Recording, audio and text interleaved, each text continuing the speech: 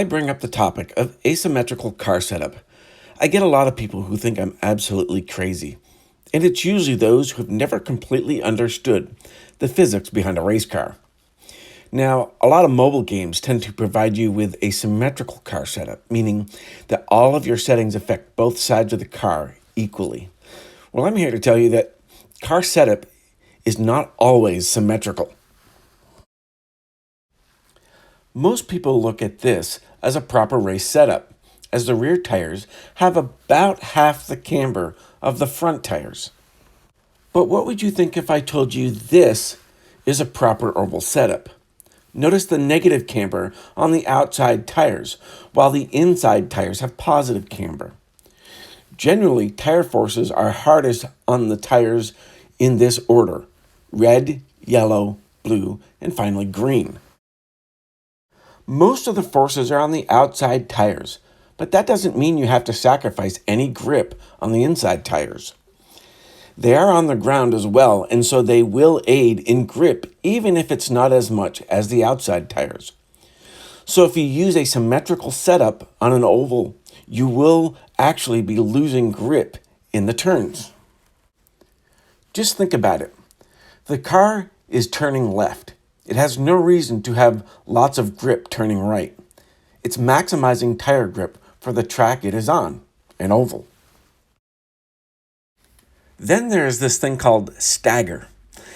And to explain this, I'm going to use a 34-year-old simulator to explain this because I can't find a game that shows it quite so well, ironically. The game is Indianapolis 500: The Simulation by Papyrus. Stagger is changing the diameter of the wheels to aid in turning the car in the desired direction. In this example, left.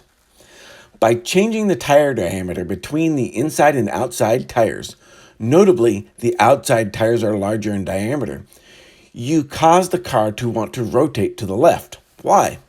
Well, because the tires are all rotating at similar speeds, but the larger tire in rotation use up more ground to rotate.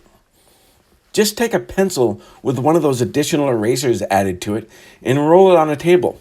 What happens? You will then understand why they do this. Now, what if I told you it's not necessarily an oval thing? Wait, why would you use an asymmetrical configuration on a road course? Well, put it this way. Some tracks have more right-hand turns than they do left-hand turns. Think Monza, for example. Monza has 7 right-hand turns with 4 left-hand turns. So you could bias the car setup for right-hand turns, meaning the camber on the left side could be more aggressive than the camber on the right side because most of your turns are high-speed right turns. So one could argue that setting the car up asymmetrically for right-hand turns could be advantageous for overall grip around the track, although it's not as aggressive as, say, on an oval. Now that's in contrast to a track like Spa with 9 right-hand turns and 8 left-hand turns. This track makes more sense to have a completely symmetrical setup where both sides are more or less the same. Go look at any good modern PC racing sim. You'll see you have the ability to set up all 4 corners of the car differently, because in racing, nothing is absolutely symmetrical. Now, I hope you learned something from my explanations, and thank you all for watching, and have a great day.